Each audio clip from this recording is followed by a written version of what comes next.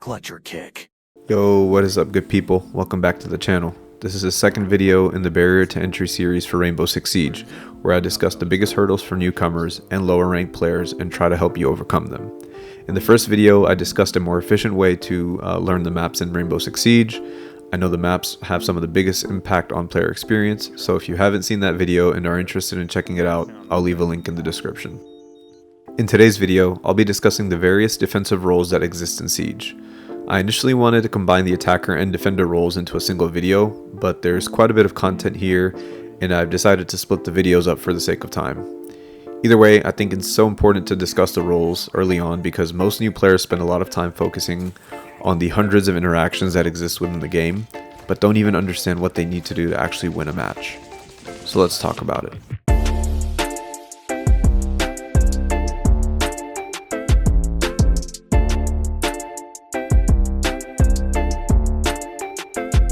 There are currently 73 operators in Siege, which means there are 73 unique gadgets and abilities that all have some level of interaction with each other. Some support each other and others counter each other. I know it feels like you can't be successful in Siege without knowing all of those interactions. How to counter each operator, what kind of crazy TikTok tricks the operator has up their sleeves, but I want to challenge that mentality a little bit. All of that information is okay, but early on it is so overwhelming and leads to a lot of frustration. It's a little like somebody who knows every last detail about a car, like how much horsepower it has, the name of the paint, how many gallons the fuel tank holds, but they don't even know how to drive, nor do they have anywhere to drive it to. In a vacuum, the information they have is impressive and seems really useful, but when you take a step back, you realize the information can't even be put to use. Instead of being that guy, I'm going to challenge you to forget about what operators are being played and instead focus on the role they are trying to fulfill.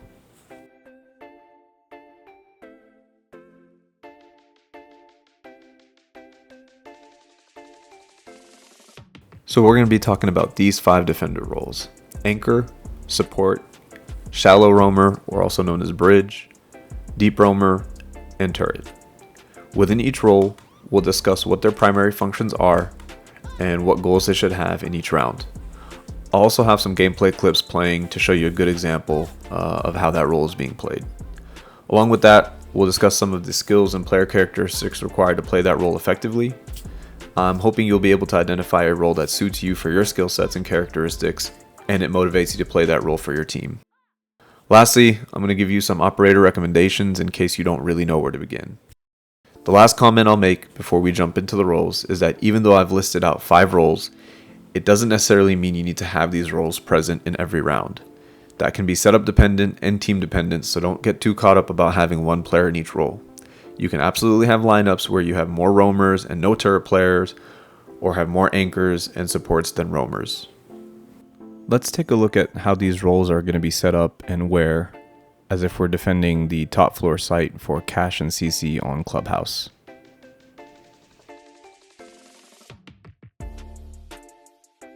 Alright, so the anchor role has 3 primary functions. The first being the IGL, or the in-game leader. Typically the anchor is going to be determining what defensive strat they want to run, and then helping the team coordinate an operator lineup to suit that strat. They'll also be making various calls throughout the round to make sure everybody on the team is coordinated and knows how they need to play. Since the anchor is on the bomb site, they will primarily be responsible for the site setup, which means they'll be the ones reinforcing the walls. Being on site also means that they should have the availability to get on cameras and help their roamers determine where the attackers are pushing from and how they might be able to manipulate that. The primary goal of an anchor is to stay alive for the entire round and deny the attackers from planting the diffuser. Their second goal is to protect the site from a rush and buy time for their roamers to make their way back to site, since they're the last line of defense.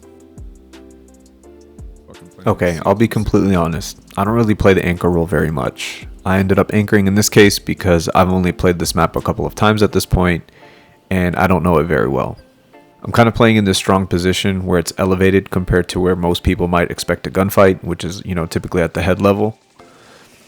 They eventually use Hibana to get the wall open, but I'm still hanging tight, holding the same angles, even through some fused charges from above.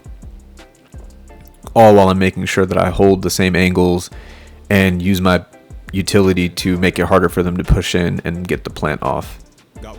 Eventually, I do get droned, but I make a good assumption here and assume that somebody's going to push through that doorway to try to act on that information that they got from the droner. So I end up getting a good kill here anyway. I then go back to my spot and just hang tight through the rest of the round while my teammates did some good work and pick up the remaining kills, so we end up winning the round here. To play the anchor effectively, you're going to need to have a good amount of game knowledge and experience. You're going to need to know the maps well enough to set up the site, know general attacker strats, and the common operator interactions and counters. The other important skill you'll need to play anchor is communication. You'll need to be able to coordinate the 4 other players on your team before the round starts, during the site setup, and throughout the round. Some characteristics that make a good anchor are those that are natural leaders. You can't be afraid to let others know what needs to be done for the success of the team. You also need to be willing to take and accept a failure and blame that comes with a bad judgment call, as a leader typically does. You also need to be level-headed and patient, so you aren't overreacting to attackers pushing the site early on. If you give up too early and call your roamers back to site, you're essentially giving attackers free map control. Alright, so some of the operators that I recommend to play as anchors are Smoke, Mozzie, Maestro, and Mira. Smoke can deny the plant or site entry by using his toxic gas canisters, and these gas canisters can be thrown and detonated remotely. Mozzie can hijack attacker drones and use them as counter intel. Naturally, you can use the captured drones to provide valuable intel to your roamers while you're on site. Maestro can use his camera system to damage attackers, destroy drones, and gadgets. Destroying gadgets can really delay or neutralize an attack. And Mira can use her one-way mirror to keep attackers outside of the objective, because challenging a Mira behind her mirror is a very difficult thing to do. Okay, I'll go get this other side real quick. Alright, let's talk about the support role. The support role works hand in hand with the anchor and has 2 primary functions. The first is to use their utility to prevent a breach of the main wall, and the second is to support the anchor with the site setup. The primary goal of a support is to place all of their available utility. If you end the prep phase and still have utility in hand, use it somewhere, use it anywhere. Their secondary goal is to delay the attacker's main push as much as possible through the use of their utility.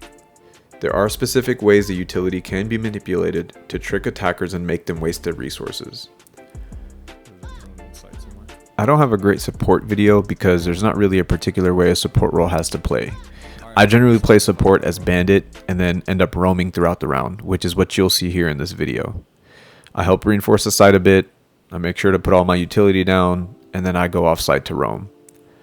Again, there isn't a standard way to play the support role. Other bandit players may have felt more comfortable staying on site and trying to bandit trick the hard breacher, and that can also be a very effective way to play the role.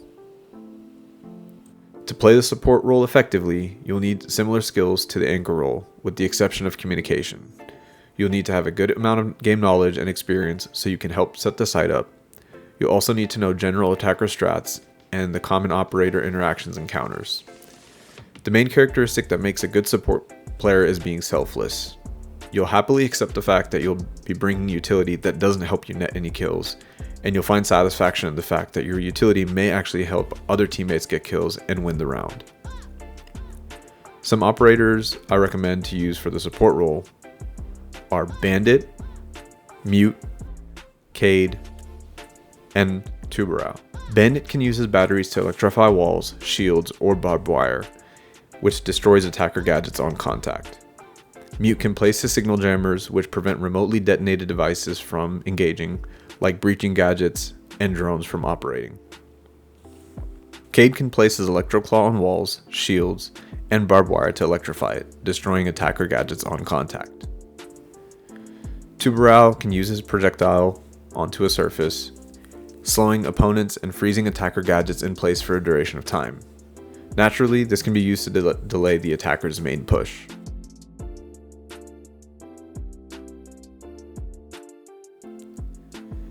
Next, let's talk about the shallow roamer or bridge player. The shallow roamer, as the name suggests, doesn't play directly on site, but plays very close by. They can also play above or below the objective, as long as they can make their way back to the site quickly.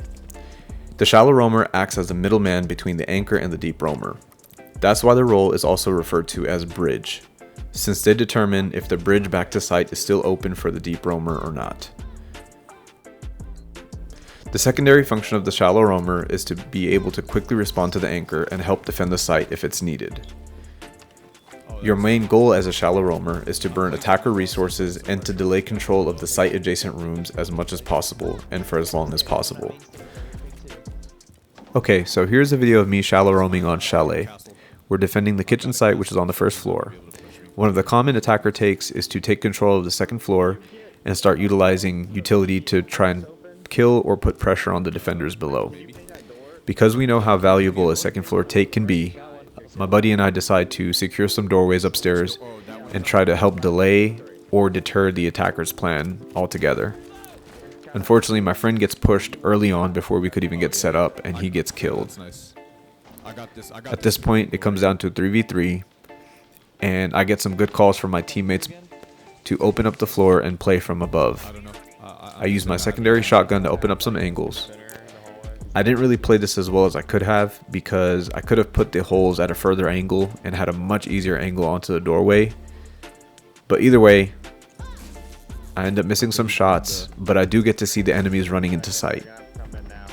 It's absolute mayhem for a few seconds, and the round goes from a 3v2 to a 1v1. With only a couple of seconds left, I know the only play the attacker can make is to go for a plant. This is where, as a shallow roamer playing from above, I'm able to drop down the hatch and quickly respond to the plant and get an easy kill on the Twitch. This very same moment could have happened earlier in the round, in case the enemy team pushed earlier, but I still would have been able to make a play and extend the round by quickly getting back on site.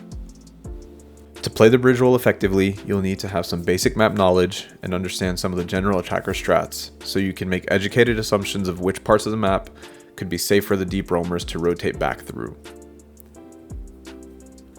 A couple of characteristics that make a good bridge player are being level-headed and patient. You don't want to overreact to the attacker's push and prevent the deep roamers from flanking and making a play. You also want to remain patient while the attackers are trying to push you out of the position and take over the site adjacent room. Some operators I recommend for the bridge role are Castle, Aruni, Thunderbird, and Melusi. Castle can use his bulletproof barricade to create safe pathways for deep roamers to come back to the site. Aruni can use her electronic gadget to burn attacker resources as they try to push and take over the site adjacent rooms. Thunderbird can place her healing stations in strategic spots to heal herself or teammates and delay the push further. Melusi can use her trap gadget to slow attackers as they push through doorways, giving her a greater chance at winning the gunfights. Alright, let's talk about the deep roamer now. The deep roamer, as the name suggests, plays far away from the site, typically near the exterior walls of the buildings. They initially try to be sneaky, hoping the attackers don't find out where they are so they can get an easy flank. After some point, they're going to try to switch to a more aggressive playstyle to put pressure on the attackers while simultaneously relieving pressure off of the anchors. It's also important to note that the deep roamers are typically doing this without any support of utility.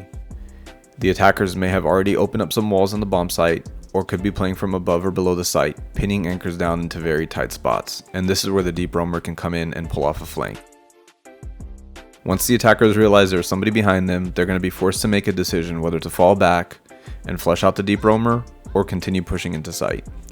Either way, that's going to burn a lot of time and puts the defenders in a really good position. Your main goal as a deep roamer is to burn attacker resources, the most important of those being time. Secondly, if you can come away with a pick early on in the round or even trade your life with an attacker, it's still a very valuable position to put your team in, especially if you end up trading with a hard breacher. If you aren't able to get an easy pick early in the round, you'll need to make your presence felt by the attackers and give them anxiety that you may pop up out of nowhere, making them uncomfortable. But here's a clip of me deep roaming with Capkin. My team is defending the bathroom site on border, which is on the first floor. I know one of the stronger attacker pushes is to take control of the second floor, get the hatch open, and try to take site control from above. Notice how I'm playing with my sights up as much as possible because as a deep roamer I'm expecting to get into engagements early in the round and from basically anywhere. I eventually get into a spot where I know they'll eventually want to push. This isn't really the greatest spot because I won't have a way to escape if multiple attackers push me and the gunfight breaks out. But at this point, I'm hoping I can pick off the hard breacher and make it really difficult for them to get the hatch open. Eventually, I'm able to punish this attacker who doesn't drone me out and doesn't even look my way. From here, I'm able to continue my roam. I see a teammate of mine gets killed, and a friend playing on site tells me he's getting flashbanged by Ying. At this point, instead of continuing my roam upstairs, I figured it's better to make a direct line back to site and try to see if I can pick off an attacker and relieve pressure off of my anchors. I'm able to get 2 easy kills where the attacker doesn't even look at me, and this happens back to back. I know it wasn't ideal for me to still have utility in hand, but I wasn't really able to use it all before the round started, so I go ahead and place it down so it can watch my back for me.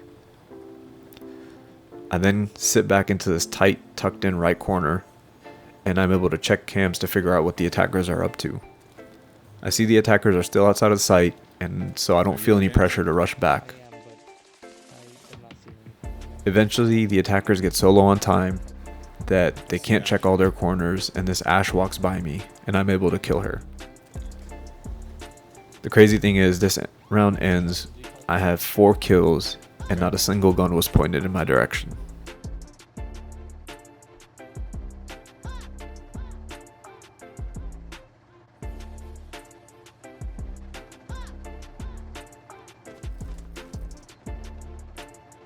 Ash on me. I'm probably gonna hear because of my audio low. I can't hear right now. It's all good. I just need to buy some. Let's go. Let's go. Done, dude. To play the deep roam effectively, you'll need to have a good map knowledge and great gun skill and movement mechanics. You won't typically have any utility to help you in these gunfights, but you'll want to use the map in all kinds of ways to dip in and out of the combat. You're stuck in a corner of a room and get droned out. You shoot the drone and quickly reposition to a different area and repeat this process as many times as possible. One of the main characteristics that makes a good roamer is being fearless. You're going to be taking on attackers that have so much more utility than you in direct gunfights, but you still have to hang in there and try to leave with your life intact. Secondly, you'll need to have patience. Flanking too early could let the attackers know of your whereabouts and give them ample time to flush you out. You want to pick the moment they're preoccupied and also don't have the time left on the board to dedicate an entire effort to eliminate you. Some operators I recommend for deep roaming are Caveira, Vigil, Valkyrie, and Oryx. Caveira can reduce her footstep sounds and use her pistol to down opponents. Then she can use the downed opponents to interrogate them and reveal other attacker positions. Vigil can make himself invisible to drones for a limited amount of time, which naturally makes him a very good roamer. Valkyrie can throw cameras in hidden spots, allowing an anchor to support her while roaming and give her precise callouts of where the attackers are. And Oryx can charge through soft walls, creating navigation options for himself to get away from the attackers. He can also jump through hatches, making him very difficult to chase down.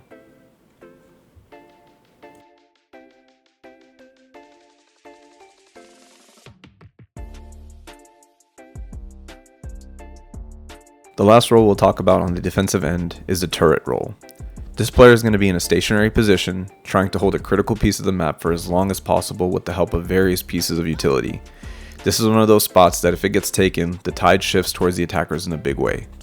This is actually one of the best examples of a turret position, which is the rafters on Clubhouse when you're defending the cache and CC bomb site. Your main goal as a turret player is to delay the attackers from taking your position for as long as possible and eat up as much attacker utility as you can while you're at it. Fair warning, don't expect to be alive at the end of the round. It's a little difficult to capture a real turret position video at lower ranks because typically attackers don't really see the necessity to take control of a specific area on the map.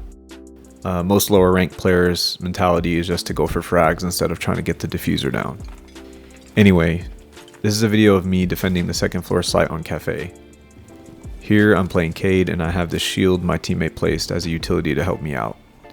I'm trying to defend the piano room because I don't want the attackers to have control of this room. Once they have control, they can get walls open very easily and make it really difficult for the defense to prevent a plant. The main thing I want you to realize is how claustrophobic this feels. There's an angle on me from that double door I'm watching. If I step up a few inches, there's an angle from a window. And then if I'm in the doorway, there's an angle from behind me on the white stairs.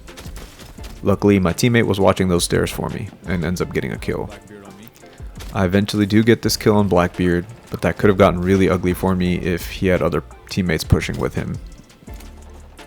I'm going to quickly switch over to this other video in the same match, but in an overtime round this time, to show you the kind of pressure that you might feel while playing a turret position. Overall, the round kind of goes through and I don't really do a whole lot in that position, but just notice the type of pressure that I feel. There's a guy on the window continuously trying to pre-fire me as I'm trying to check the double door and white stairs as well. And I can't forget to mention there's also the line player sending out his line calls. So again, just added pressure while I'm just in one spot. I even literally had to melee this briefcase and bench to create a little extra room for myself. Just a few feet here or there and I could end up dead without a chance to fight back. To be an effective turret, you'll need some good gunplay to fend off the attackers in very tight windows, and you'll need a lot of awareness. I specifically bring up awareness because you'll often be just pixels away from being in somebody else's sight line, but still trying to fend off the push. You have to be hyper aware of the angles you're exposed to and make very subtle movements to keep yourself out of harm's way. A couple of characteristics that make a good turret player are being selfless and patient. You're going to be in a pinch for like 80% of the round. You may not get a kill, and you'll likely die before the round ends. It doesn't exactly sound exciting, but on some objectives it is so critical and can directly impact winning. Patience is going to be required if you want to survive as long as possible. You can't afford to overextend yourself and get picked off early on in the round. That would be a recipe for disaster, so you've got to be patient and pick your moments to engage, but also know when you need to cool off and play for time. Some operators I recommend for playing turret are Warden, Jaeger, Azami, and Doc. Warden can use his sunglasses to protect himself against flashbangs and see through the smoke, so when he's being pushed he can withstand quite a bit of utility. Jaeger can place his APS system to destroy incoming projectiles. Whether Jaeger plays in the turret spot or not, his utility should almost always be used to protect the turret player. Azami is great because she can throw her gadget, which detonates and creates an almost circular substance that can absorb bullets for a limited amount of damage. The barrier is an excellent way to cut off long sight lines when you're in a pinch. And Doc can use a stim pistol to heal himself and other players, which naturally means that he can extend his survivability in these tight spots. Well, that concludes the defender roles that we set out to discuss today. I hope you found this beneficial and will consider taking a step back from all of the specific operator interactions to determine what roles are being played, what functions they have, and what goals they are trying to achieve throughout a round. I genuinely believe that if everyone keeps their purpose and goals in front of them, round after round, it will lead to more success and satisfaction when playing the game. I also hope you're able to find the role that suits you best based on your skill sets and characteristics, and that you get the opportunity to play that for your team. Keep in mind that I'll be doing another video just like this, but focused on the attacker roles. I'll also be helping you understand how those attacker roles are set up to counter the defender roles we just discussed. With that, thanks again for checking out the video, and I'll catch you on the next one. Peace.